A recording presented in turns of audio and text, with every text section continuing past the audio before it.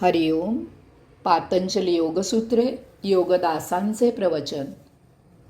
विभूतिपाद. सूत्र क्रमांक 1. देशबंध चित्तस्य धारणा. चित्ताला एका विविक्षित ठिकाणी खिळवून ठेवणे म्हणजे धारणा होय. एका विविक्षित ठिकाणी, एका विशेष जागी, एका नियोजित गोष्टींवर चित्ताला खिळवणे, बद्ध करणे, एकाग्र करणे, एकचित्त करणे, स्थिर करणे, स्थित करणे, तदाकार करणे म्हणजे धारणा होय. याचा अर्थ स्पष्ट आहे की धारणा कशावर तरी केली जाते. धारणेला काहीतरी विषय असावा लागतो. धारणेला ध्येय असावे लागते. अष्टांग योग साधनेतील यम, नियम, आसन, प्राणायाम ही 4 बाह्य अंगे आहेत. ती जड आहेत. त्यांचा बाह्य मनाशी संबंध आहे. 5वे अंग प्रत्याहार हे बाह्य आणि अंतर अंग यांना जोडणारा दुवा आहे. शेवटची 3 धारणा, ध्यान, समाधी ही अंतरंगे आहेत. या 3 अंगांचं आचरण सूक्ष्म आहे. त्याचा संबंध अंतर्मनाशी आहे. धारणा 2 प्रकारे करता येते. बाह्य धारणा. बाह्य धारणा ही जड असते. ती सगुण असते. कोणत्याही वस्तूवर ती करावी. अर्थातच ती सात्विक असावी. ओंकार, तस्वीर, देवाची मूर्ती, दिव्याची ज्योत, निसर्ग, समुद्र, नदी, झरा, निबिड अरण्य, मिट्ट काळोख, धोधो पाऊस, धबधबा, सद्गुरू वगैरे असे असंख्य विषय बाह्य धारणेला असू शकतात. ही उघड्या डोळ्यांनी करावयाची साधना. येथे काहीतरी विषय समोर असतो किंवा एखादी वस्तू इंद्रियांना प्रत्यक्ष जाणवत असते. त्यामुळे धारणा उमजणं सोपं असतं. अभ्यासाच्या सुरुवातीला साधकांनी या बाह्य धारणेवर सराव करावा. या धारणा करणं नीट जमू लागलं की मग अंतर्धारणा करावी. अंतर्धारणा. अंतर्धारणा सूक्ष्म असते. ती निर्गुण असते. अर्थातच ती सात्विक असावी. आपल्या शरीरांतर्गत एखाद्या जागी, सप्तचक्रांवर, अवयवांवर, अंतरपटलावर, चित्तावर, श्वासावर, एखाद्या विषयावर, एखाद्या विचारावर, श्लोकावर, मंत्रावर, ओम ध्वनीवर, स्मृतीतील घटनेवर वगैरे अशा प्रकारे अंतर्धारणा करता येते.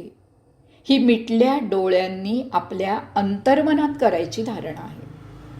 कारण येथे कोणताही विषय किंवा वस्तू प्रत्यक्ष समोर नसते. ती चित्ताने तदाकार होऊन ज्ञानाने करावी लागते. सुरुवातीला ती पचनी पडायला जड जाते. परंतु बाह्यधारणेच्या सरावाने अंतर्धारणा करायला हळूहळू येऊ लागते. आपल्याला सर्वसाधारणपणे एक सवय असते की कोणतीही गोष्ट घडली की त्याचे कारण बाहेर शोधायचे. कोणत्याही घटनेचे कारण बाह्य विषयांना, व्यक्तीला जोडायचा आपला स्वभाव झालेला असतो. आपली हीच मोठी आणि एकमेव समस्या आहे. आपण चटकन बाहेर शोध घेतो कारण ते सोपे आहे. दुसऱ्यावर खापर फोडणे सोपे असते. परंतु एक सत्य गोष्ट आपण विशेष करून साधकांनी सतत लक्षात ठेवावी की घडलेल्या, घडत असलेल्या, घडणार असलेल्या प्रत्येक गोष्टीला, घटनेला आपण आणि फक्त आपणच जबाबदार असतो. हे पचनी पडायला थोडं जड आहे. परंतु त्रयस्थ वृत्तीने विचार केल्यास हे पूर्णपणे उमजेल. जसजसे आपण ध्यानात सखोल जाऊ लागतो तसतसे याची सत्यता जाणवू लागते. यासाठी आपल्याच आत प्रवेश करता आला पाहिजे. आत्मपरिचय करून घेतला पाहिजे. परंतु त्यात मोठी अडचण असते. आपल्या मनात इतके विषय असतात की आत्मपरिचयासाठी आत्मा मोकळा नसतो. त्याच्याभोवती असंख्य विचारांची गर्दी असलेल्या आपल्या मनाची मगर मिठी असते. धारणेने मनातील ही विचारांची अडगळ दूर होऊ लागते. आत्ममार्ग मोकळा होऊ लागतो. मन हळूहळू निर्विचारी, निर्विकारी होऊ लागते. आपली जाणीव शुद्ध होऊ लागते. त्यामुळे आपण सदा ताजेतवाने आणि आनंदी राहू लागतो. धारणेच्या विवेचनावरून एक गोष्ट स्पष्ट होते की धारणेसाठी चित्त त्या धारणेवर एकाग्र एकचित्त व्हायला पाहिजे. ते त्या धारणेवर तदाकार स्वारूप्य व्हायला पाहिजे. म्हणजे चित्त निर्विचारी निर्विकारी असायला पाहिजे. चित्त केवळ धारणेसाठी रिकामं असायला पाहिजे. चित्ताची बाह्य विषयात धावण्याची वृत्ती गती निरोध व्हायला पाहिजे. चित्त एका जागी गतिशून्य अवस्थेत स्थित राहायला पाहिजे. चित्ताला पंच ज्ञानेंद्रिये पंच कर्मेंद्रिये यांच्यामुळे मेंदूकडून विषय मिळतात. यासाठी ही 10 इंद्रिय धारणेवर एकाग्र करावीत, बद्ध करावीत. यामुळे मेंदूला संवेदना मिळणार नाहीत. यासाठी आसन या अंगाचा यथायोग्य वापर करावा. पद्मासन किंवा तत्सम आसनाने पाय बद्ध करावे. हात विशेष मुद्रेत किंवा पायावर जमिनीला स्पर्श होऊ न देता डाव्या तळहातावर उजवा तळहात असे एकावर एक ठेवावे. मुखाने ओंकार किंवा आपल्या श्रद्धेचा कोणताही जप करावा. म्हणजे पंच कर्मेंद्रिये एकाग्र होतील. डोळ्यांनी धारणेवर एकटक पाहत राहावे. कानांनी जप ऐकावा. नाकानी धारणेला वाहिलेल्या सुगंधी फुलांचा किंवा अन्य वस्तूंचा वास घ्यावा. आसनाने त्वचा आणि मंत्राने जिव्हा बद्ध आहेतच. म्हणजे पंच ज्ञानेंद्रिये एकाग्र होतील. अशा प्रकारे पंच ज्ञानेंद्रिये आणि पंच कर्मेंद्रिये एकचित्त होतील. याकरताच मूर्तीपूजा करायची असते. मूर्तीपूजेत गंध फुले वाहिली जातात.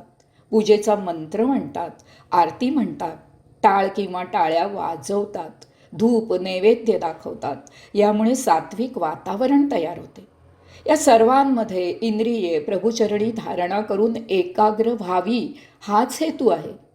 अशा किंवा इतर कोणत्याही मार्गाने गुरूंनी दाखवलेल्या अन्य मार्गाने चित्त धारणेवर तदाकार करावे, जेणेकरून चित्त इतर कोणत्याही विषयात रस घेणार नाही असे करावे.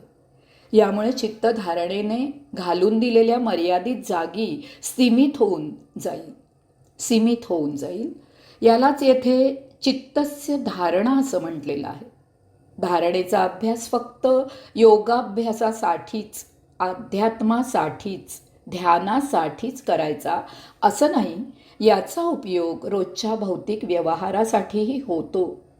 धारणेवर मन स्थिर करू लागल्यावर स्वाभाविकच मनाची एकाग्रता वाढते. यामुळे बुद्धीचा विकास व्हायला मदत होते. स्मरणशक्ती तीव्र तल्लख व्हायला मदत होते. स्वभावातील चंचलपणा कमी व्हायला मदत होते. स्वभावाला स्थिरता येते. यामुळे कोणताही निर्णय संयमाने विवेकाने घेतला जातो. एकूणच स्वभाव शांत धीर गंभीर होतो. स्वभावातील उच्छृंखलपणा कमी होतो. विद्यार्थ्यांची अभ्यासासाठी एकाग्रता वाढते. नोकरी कामधंदा करणाऱ्यांच्या निर्णय क्षमतेत बौद्धिक सुधारणा होते. हरि ओम.